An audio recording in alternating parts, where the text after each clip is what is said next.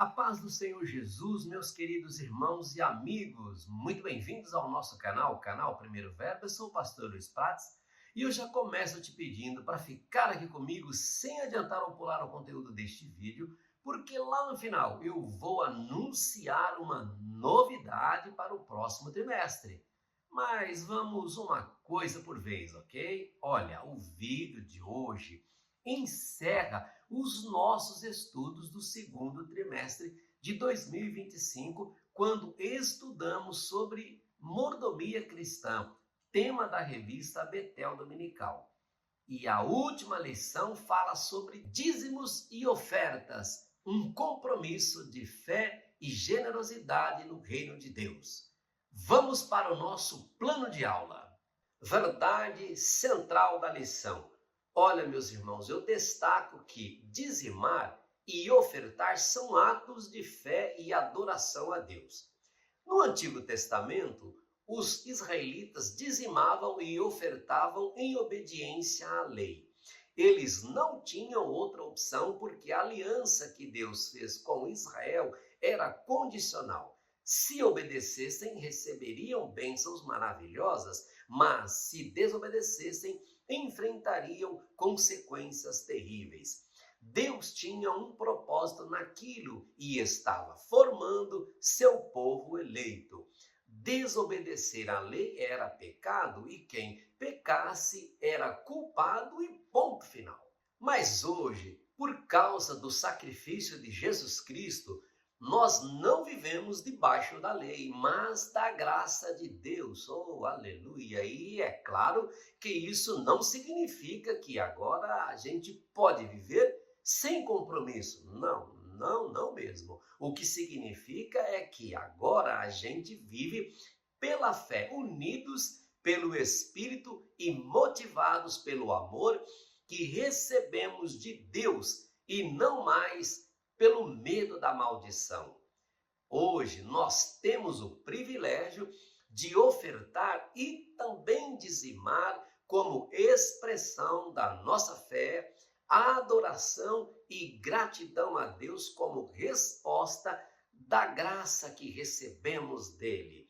E eu posso deixar aqui como exemplo o meu pai. Ele, quando se converteu ao Evangelho, ele tinha 42 anos. Hoje, aos 94 anos, pastor Belarmino Prates ainda continua um homem muito fiel. Ele aprendeu a importância de dizimar e ensinar os filhos a fazer a mesma coisa.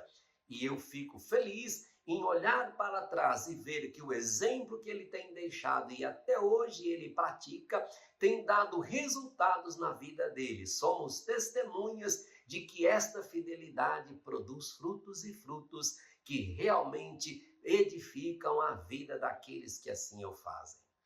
Principais ensinamentos da lição. Eu chamo a atenção para os seguintes pontos. A prática do dízimo antecede a lei. A lição cita o exemplo do patriarca Abraão, que na época ainda era chamado de Abrão, e mostra que ele entrou em uma missão ousada para resgatar seu sobrinho Ló e saiu vitorioso. Você tem ideia de como foi essa missão? Vou resumir para você. Naquela época, 5 reinos se juntaram para lutar contra outros 4 reinos.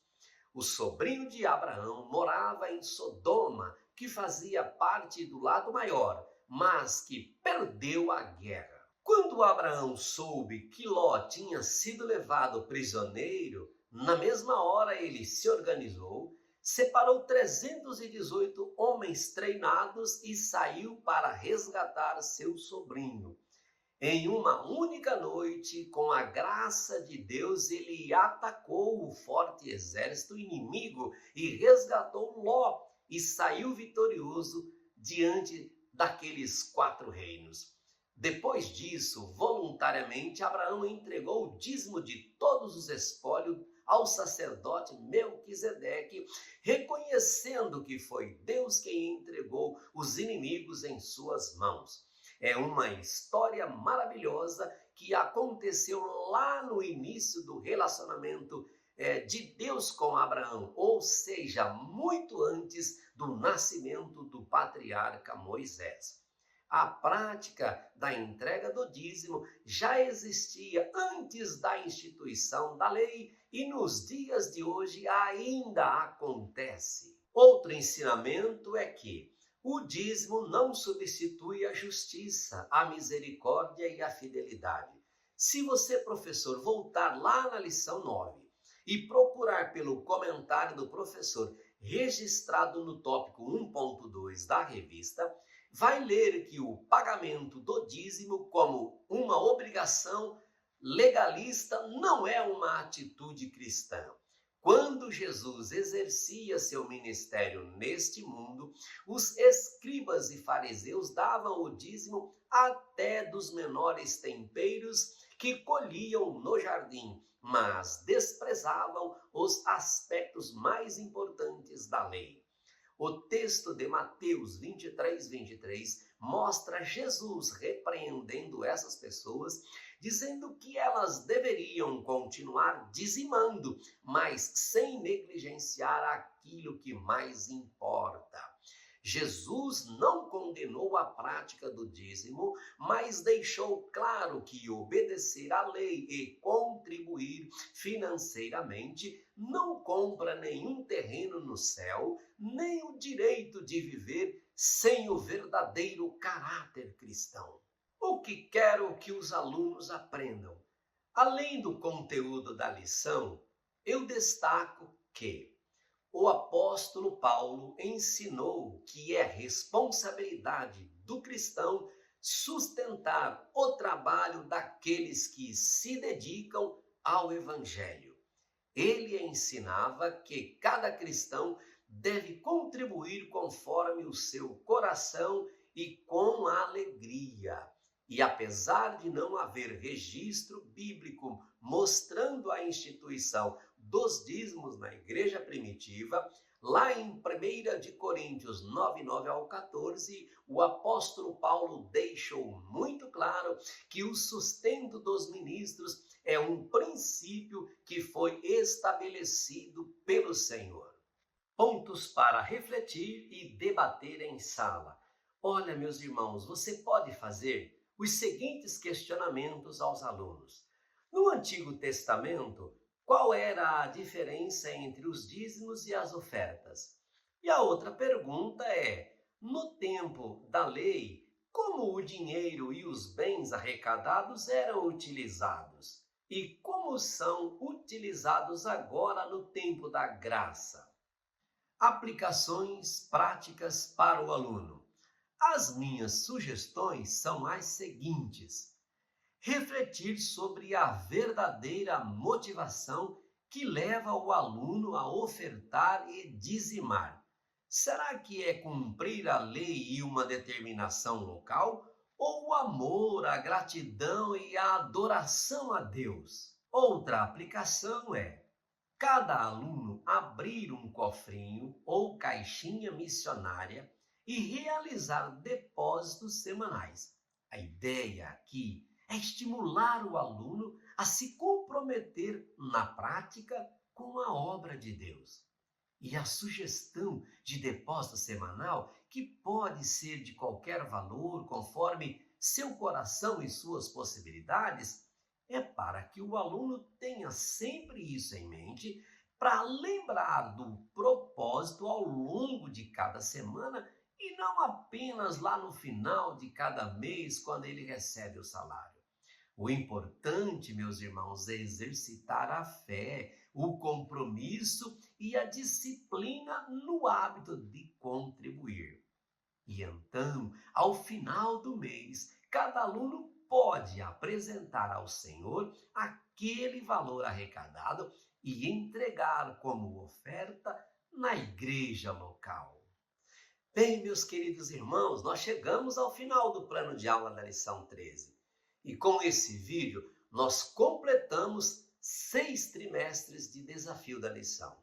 Que marco importante para a gente, para todos que se dedicam à EBD. Foram 78 aulas com perguntas e reflexões bíblicas e 48 planos de aula, todos baseados na revista Betel Dominical, publicados aqui no canal. E eu quero aproveitar essa data e anunciar uma novidade, uma grande mudança no próximo trimestre, ou seja, a partir da próxima semana, nós vamos iniciar uma nova fase do desafio da lição. E como é que vai ser? Agora que os professores, superintendentes e dirigentes já entenderam como o plano de aula funciona, nós vamos para a fase seguinte. E isso significa o quê? Que eu não vou mais gravar e publicar o plano de aula baseado na revista Betel Dominical. Mas calma, porque eu vou continuar aqui toda semana, querendo bom Deus, é lógico, com o propósito de te ajudar a preparar por conta própria aulas com mais segurança, autonomia e propósito.